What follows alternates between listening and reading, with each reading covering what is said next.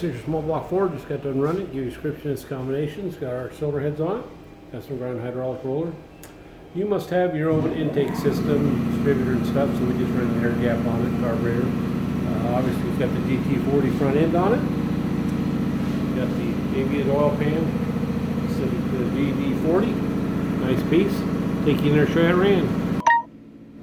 Alrighty.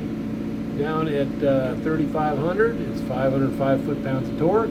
Peak torque 520, good flat in there, that's the air gap. Peak horsepower 487, rate of 500, it's got a front end on it, so everything's good. Get it off there in a crate, come your way, have a great day.